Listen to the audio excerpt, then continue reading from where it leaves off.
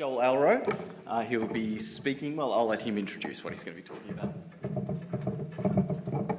Thank you very much. So I'm Joel Alro from Queensland University of Technology, and I'm working within the RAP program, the Cooling and Shading sub-program. So a lot of what I've been going to be discussing has already been introduced by Dan in his keynote earlier today, but just in case you missed it, I'll go through a few of the details. And looking specifically at our fogging initiative to solar radiation management initiative. So Dan talked about, we've got really two initiatives we're looking at. One is the cloud brightening program, where we're trying to change the amount of radiation getting through by modifying cloud brightness. This is a related concept, but subtly different, this fogging process, and we're specifically targeting doldrums-like conditions. So just to recap, in case you forget, that's when we have negligible cloud cover, we've got very low wind speeds. As a result, we've got quite reduced ocean currents and typically much less turbid water, so you get much greater penetration of sunlight through to the coral.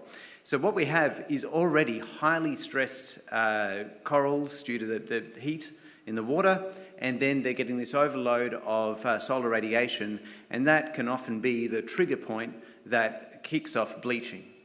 It's a real threatening time for them, and so what we're not trying to do with the fogging is cool the water. This is actually just trying to reduce that amount of sunlight getting through to the coral themselves and avoid that conversion into bleaching.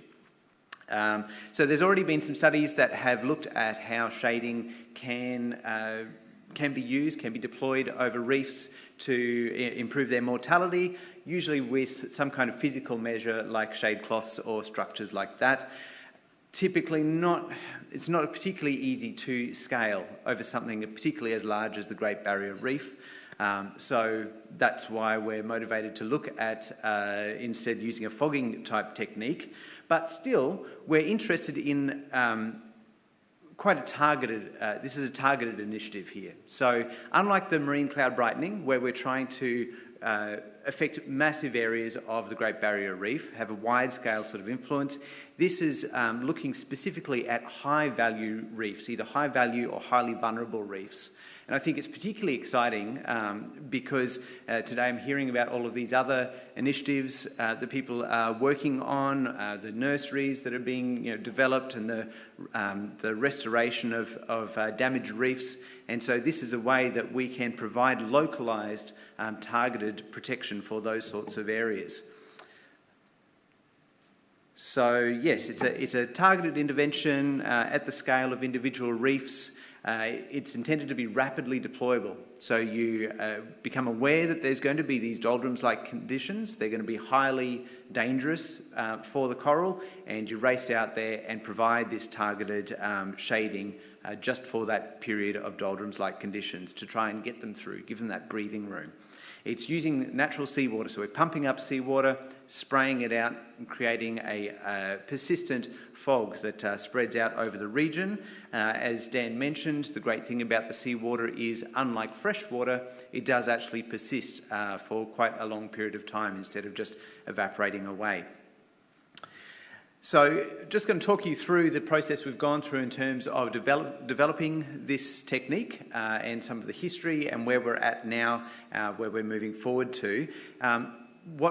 In terms of the development, really there's some key parameters that we're focusing on to get some really good shading. So we need to have really high droplet production rates and so that we have nice dense plumes and covering as large an area as possible.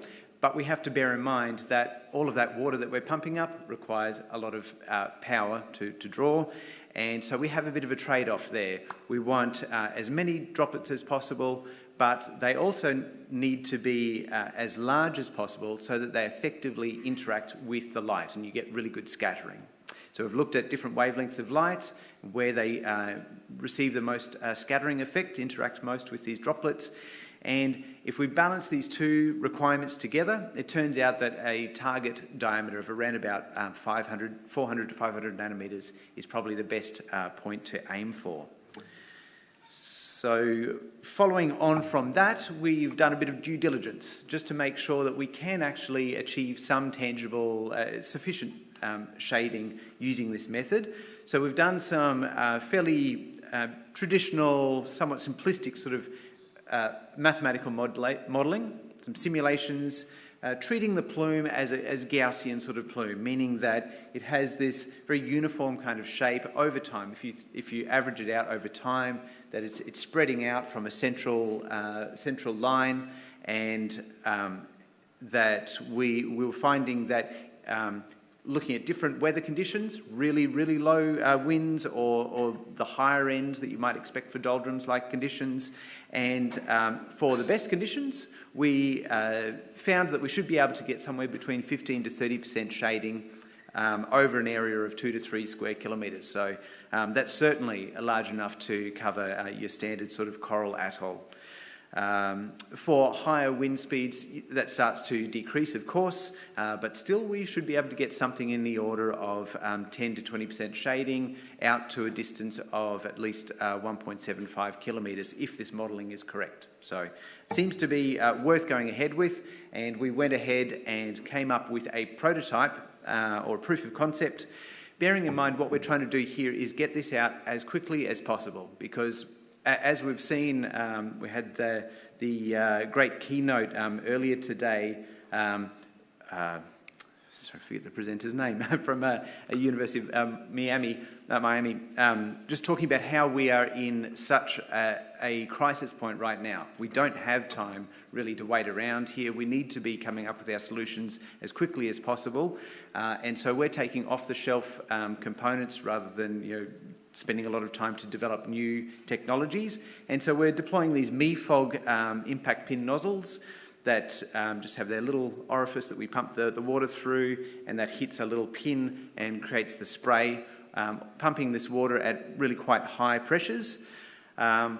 We started off with mounting these around a Osmist fog generator, just a turbine, 100 nozzles around that, and deployed it at a couple of land-based sites just to demonstrate that it worked effectively. And what we see here is quite a substantial plume, measured 50 metres away from the generator, getting a nice sort of dense plume there, and we actually saw it extending several paddocks further away. So everything looked good there and gave us the justification to scale up further. So now this is our most recent prototype that we've come up with.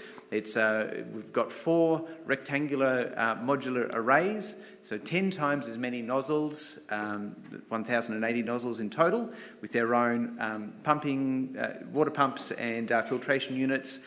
And you can see here, much more dense plume that we're getting. So really now moving up towards the scale of what we need for the Great Barrier Reef. And you can see here that we were able to, we've been able to get it out onto the Great Barrier Reef now. So in March of 2023, we went out to One Tree Island Reef, so that's near Heron Island, and we're able to deploy it here and take a whole suite of measurements there, mostly with surface level vessels moving back and forth underneath the plume. So primarily relying on these transects moving back and forth around about 400 metres behind the source, and also within the lagoon further away at about 1 to 1.2 kilometres away. Constrained somewhat to those locations just because of all the reef structure around there. But that gave us the opportunity to really evaluate what we were producing. So just quickly running through some of the results we've had so far. In terms of the size of the droplets that we're producing, we're able to, what we see here, the first graph on the left, that's looking effectively at the number of particles that we're seeing at different diameters. And the key point is, I'll mention that the scale there on the x-axis is given in measuring the dry particles. So if you dried out all of the water, that's how large they'd be. In the marine atmosphere, you can basically double those sizes. So we can see that the majority of the particles are in the order of 400 nanometers or higher. So it's fairly close to our target. Not quite there. We've got a little bit of room where we'd like to hopefully change up our spraying mechanisms and hopefully push those sizes somewhat larger. But we also saw that it is significantly dependent on the humidity. So if you have a particularly humid day, those droplets will grow to larger sizes and you should get more effect. We also saw the shading. In terms of the shading at those 2 points that we were measuring, we saw between 12 and 20% shading and 13% shading out at the further distance away. So that's in line with the slightly stronger wind speeds that we were modelling.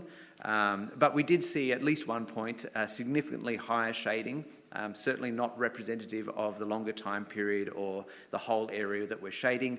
But we feel like this shows that we've got some room to play with if we have really good conditions, and if we can improve our processes, we're definitely in the right ballpark here.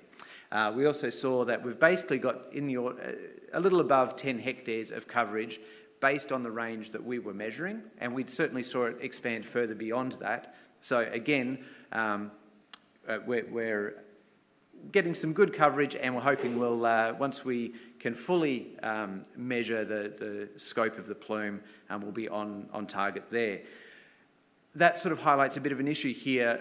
It would be nice if we could be really concrete about exactly what we're producing now.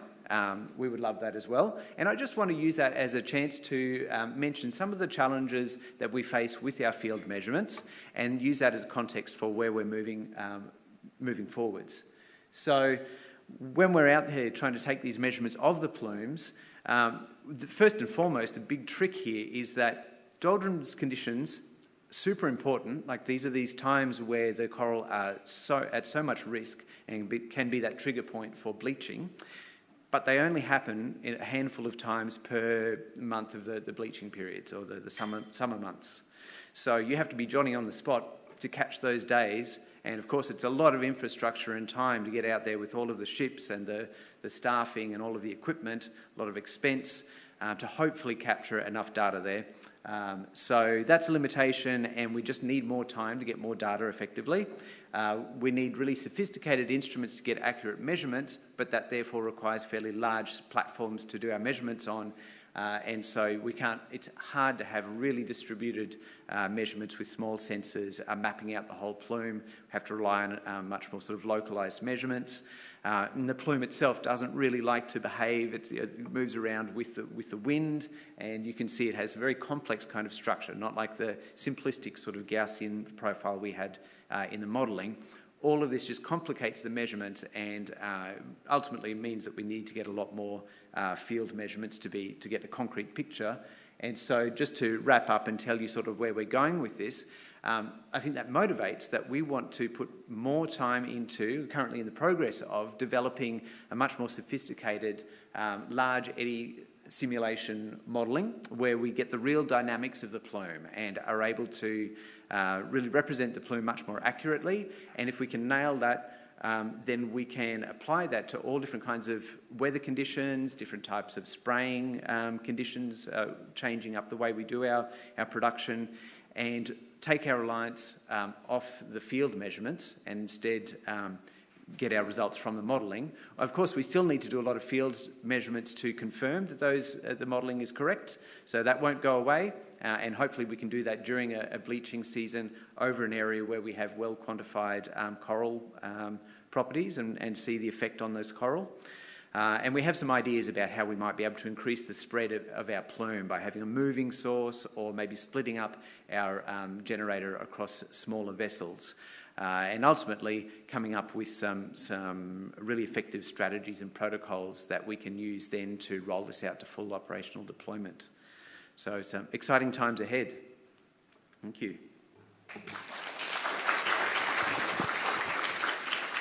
Well done, Joel. Really interesting stuff. Do we have questions for Joel? I know it's getting late, but you've got to keep the energy up. Manuel. Thanks. Also presentation. Thanks a lot, mate. Just had a question about the next steps. So you're talking about increasing coverage and sort of efficiency, and I know this is a big challenge. I just want to know, are you looking into also increasing the shading? Because like we have found from some experiments on the water that we need a little bit more than what you're getting. So like we need about like 30%, 40% shading. Have you looked into it? Sorry, I don't want to criticize your work, but I think you're doing awesome thing. Yeah, no, you're absolutely right. Like these are the main things. We want to make sure we've got enough coverage. We want to make sure that that coverage is dense enough that we are reducing enough light. You're absolutely correct. And yes, absolutely, we want to get as much as we can. I think part of that will be if we can push these droplet sizes a little bit larger, then that will have a big effect on the amount of shading we're getting. I think also part of it is that we somewhat limited by, as I was saying, with the data that we've got now, really understanding how the longer-term average shading that we're getting in the region. So I think there's a lot of space to improve our quantification of how much shading we're getting. But yeah, I think it's going to come down to if we can improve our the engineering of the nozzles and the production methods to get a denser plume. Yeah, thank you. So, round of applause.